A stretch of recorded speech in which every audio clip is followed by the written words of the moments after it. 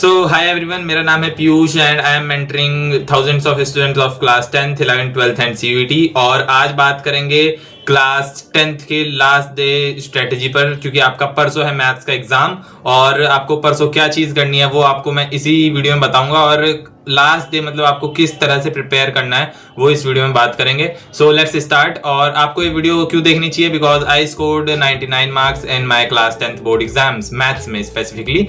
तो let's start.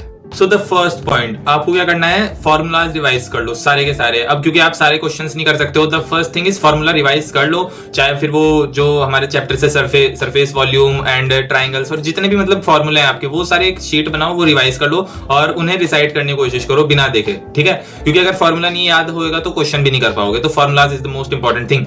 Then second चीज है, एक सैंपल पेपर लगा लो, पूरा पूरा बिल्कुल जैसे एग्जाम दे रहे हो आप। 15 मिनट का रीडिंग टाइम लो एंड देन उसके बाद 3 घंटे पूरे के पूरे वहां पर एग्जाम सॉल्व करो टाइमर लगा के। द नेक्स्ट थिंग जो आपको आज करनी है, मतलब एक जो आखिरी दिन बचा है, प्रैक्टिस प्रेजेंटेशन अपनी अच्छी रखना। क्योंकि अगर एग्जाम में आपने खिचड़ी सी पका दी और वो एग्जामिनर को समझ ही नहीं आ रहा है, वैसे तो आप कह रहे हैं कि कंप्यूटराइज्ड कॉपी चेक करेंगे, उसमें पता नहीं क्या होगा, बट फिर भी अपनी प्रेजेंटेशन जितनी अच्छी हो सकती है उतनी अच्छी रखना। मार्जिन यूज करना दोनों तरफ एंड वो सारी चीजें हैं। हैंड राइटिंग अपनी ठीक रखना जितनी हो सकती है और स्पीड भी मेंटेन करके चलना। ये नहीं कि हैंड राइटिंग के चक्कर में आपका पेपर छूट रहा है। पेपर पूरा करना is the first priority, but presentation is the very important thing, because उससे कभी कभी लाइक आपको 5-10 नंबर का ज्यादा बेनिफिट मिल सकता है। And if I talk about the last thing, जो कि है आखिरी दिन है, बहुत कुछ आप कर नहीं सकते हो, तो रिलैक्स्ड रहना।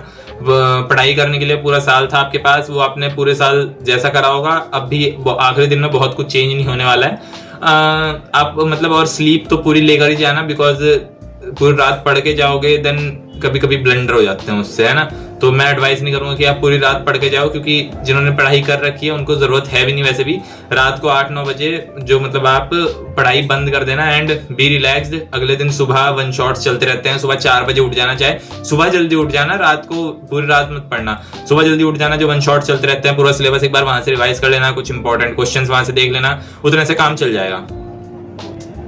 और लाइक आखिरी दिन है, कोई नया टॉपिक बिल्कुल मत पढ़ना, वरना उस नए टॉपिक के चक्कर में पुरानी जो चीजें हैं वो सब भी मिक्सअप हो सकते हैं एंड नुकसान हो सकता है। एंड एग्जाम डे में बताऊं तो टाइम मैनेजमेंट बहुत अच्छे से करके चलना। मैंने पिछली वीडियोस में बताया आपको, टाइम मैनेजमेंट बहुत ज्यादा इंपॉर्टेंट है। और जैसे लाइक ऐसा नहीं होना चाहिए कि एक एमसीक्यू है वो सॉल्व नहीं हो रहा है तो उस पर 5-6 मिनट लगा दिया, नहीं, सॉल्व नहीं हो रहा आगे बढ़ो, एमसीक्यू लास्ट में कर लेना। जो स्टार्ट में वही एमसीक्यूज करो जो इजी हैं, वरना पहले जो बड़े क्वेश्चन है उन पर फोकस करो अपना ज्यादा, ठीक है? और लाइक जैसे पेपर अटेम्प्ट करना इंपॉर्टेंट है, वैसे ही कौन कौन सी चीजों को स्किप करना है स्टार्टिंग में वो भी इंपॉर्टेंट है। लाइक जो चीज अभी सॉल्व नहीं कर पा रहे हो तो वो चीज स्किप कर दो, बिकॉज लास्ट में हो जाती हैं चीजें सॉल्व। स्टार्टिंग में अगर आपको कुछ याद नहीं आ रहा है तो उसी पर बिल्कुल अटक के नहीं रहना है ना? तो इस तरह से मैनेज करके चलना है कि आपके पास लास्ट में क्वेश्चंस हैं, ठीक है, आप वो सब कर रहे हो। और कोशिश करना स्पीड अपनी मेंटेन रखो शुरू से ही, बिकॉज अगर आखिरी में आपके 10-15 मिनट बच रहे हैं तो उसमें आप रिवीजन कर सकते हो पूरा, आपने कहीं पे कोई डिजिट एरर तो नहीं कर दिया एंड दैट्स ऑल, ठीक है? और एग्जाम डे वाली अगर एक चीज बताऊं तो अपना जो भी सामान है, एडमिट कार्ड, अपनी स्टेशनरी, स्केल, पेन, पेंसिल, जितनी चीजें हैं, ये आई कार्ड अपना, ये सब पहले से ही रख लेना, क्योंकि सुबह कुछ ऐसी हड़बड़ी नहीं होनी चाहिए, वरना कभी कभी वो सब सामान छूट जाता है। देन एग्जाम में आप थोड़ा लेट पहुंच रहे हो तो वो दिमाग कभी कभी उतना अच्छे से फोकस नहीं कर पाता है। तो ये सब सामान एक रात पहले ही अपना सब सेट करके तब सोना, ठीक है? This was all. और ये सब फॉलो करोगे तो अब बहुत कुछ चेंज नहीं कर सकते हो। जो जितना पढ़ा है पर्याप्त पढ़ा है, बहुत शानदार। अब डीप ब्रेथ लेना और शांति से पेपर देके आना अपना।